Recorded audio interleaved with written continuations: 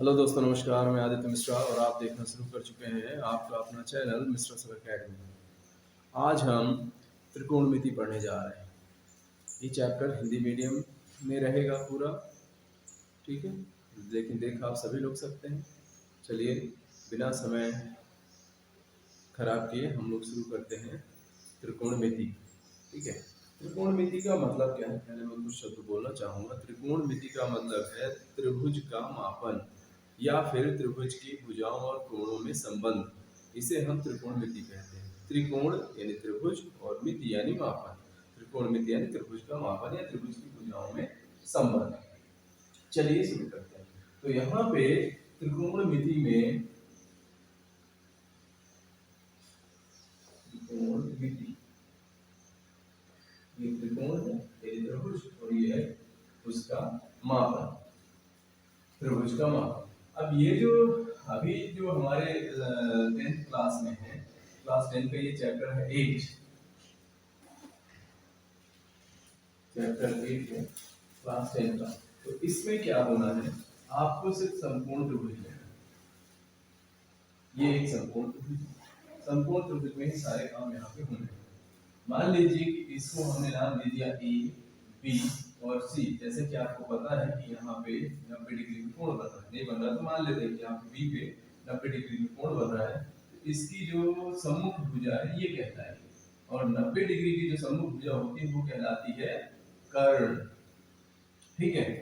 न्यून कोण, अब आप यहाँ पे ध्यान से देखिए तो आपको यहाँ पे दो न्यून कोण दिखाई दे रहे हैं, होते ही है।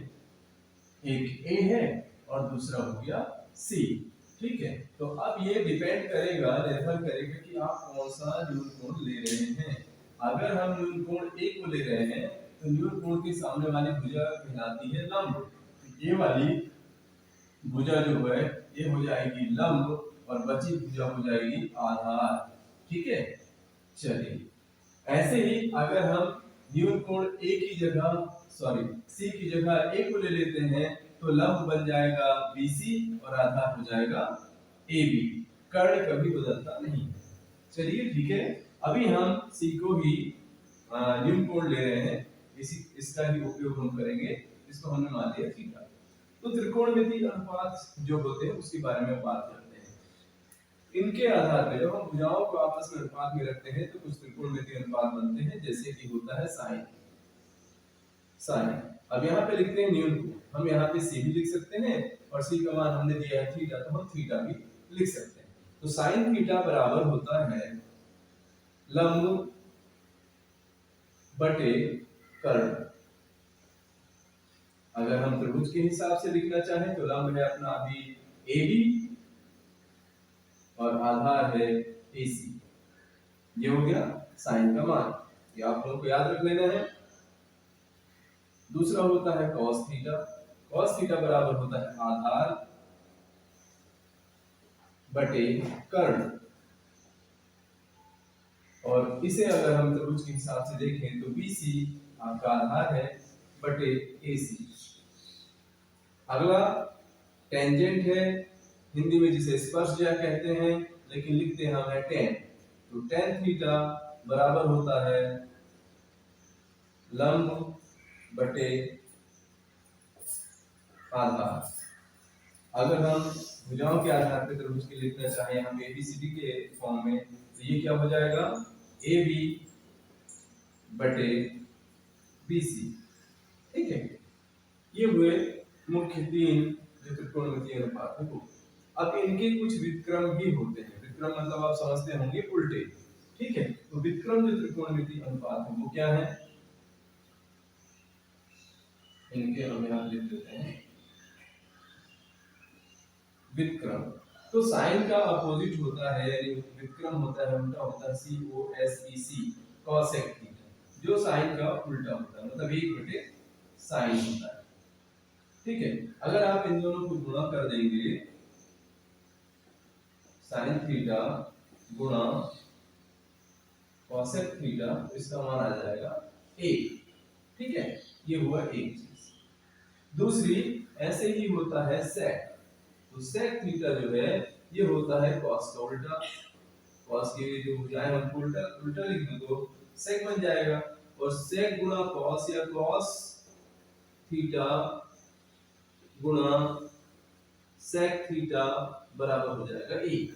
ठीक है, ये ऐसे ही एक और है, यहां देखिए tan थीटा बराबर 1/cot थीटा, cot थीटा बराबर 1/tan थीटा और tan थीटा बराबर 1/cot थीटा। तो tan थीटा और cot थीटा का जब आप गुणा करेंगे तो भी आएगा 1। मतलब जब आप किसी त्रिकोणमितीय अनुपात और उसके व्युत्क्रम का गुणा करते हैं तो 1 आता है। अभी हम सिर्फ फार्मूले में चलेंगे, आप ये फार्मूले को अच्छे से लिख लीजिए। ठीक है, चलें आगे चलते हैं, कुछ और फार्मूले देखते हैं, इनको मिटाते हैं।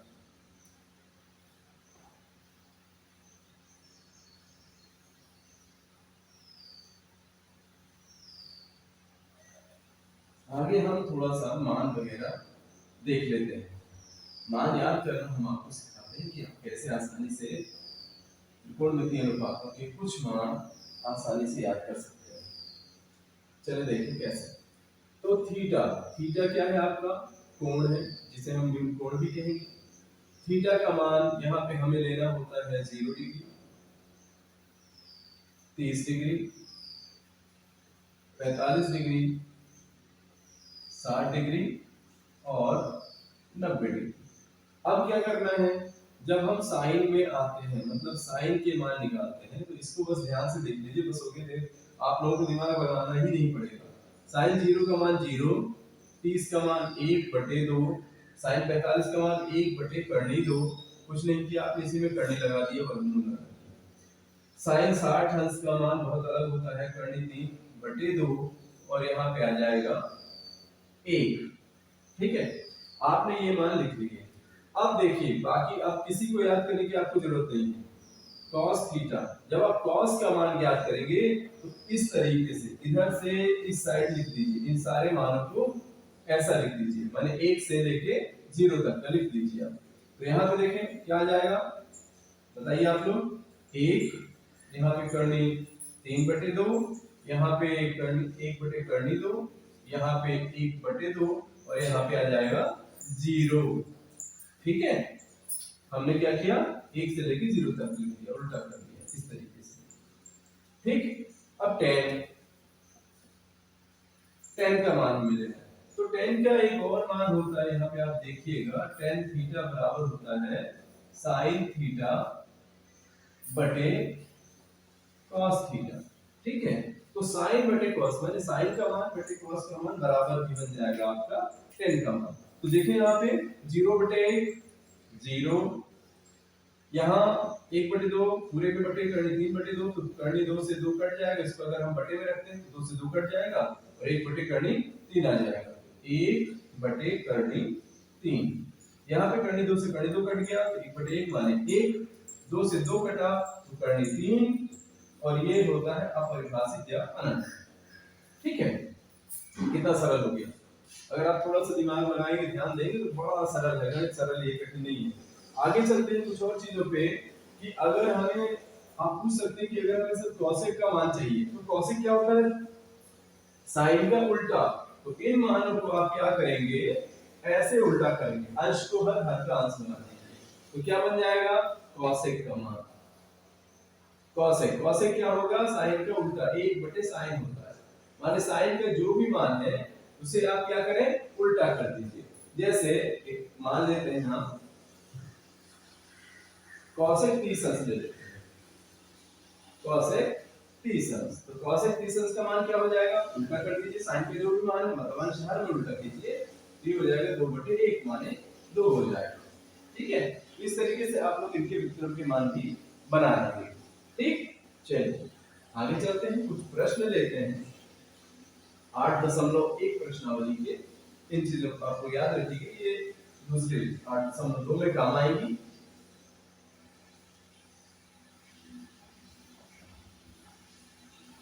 चलिए 8.1 ले लेते हैं। 8.1 में पहला जो प्रश्न है आपके पास, वो बता रहा हूं थोड़ा सा।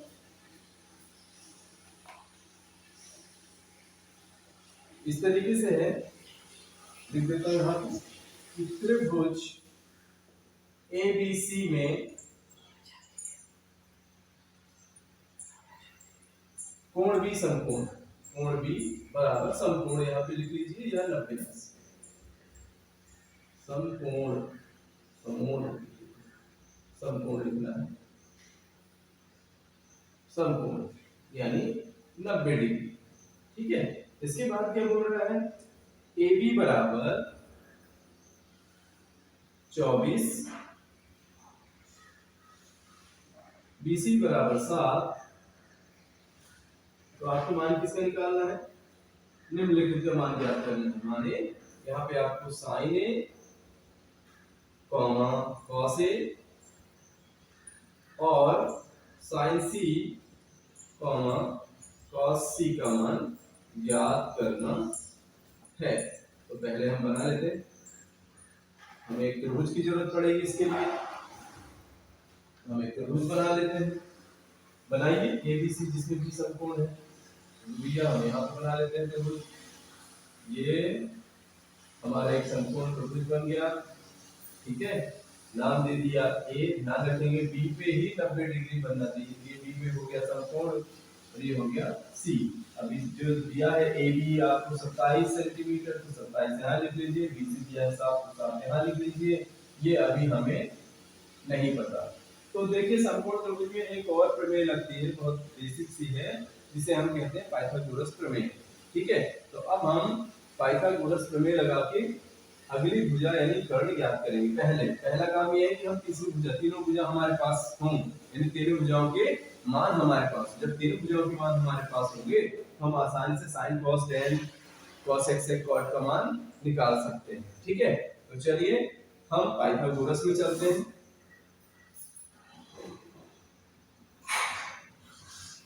पाइथागोरस प्रमेय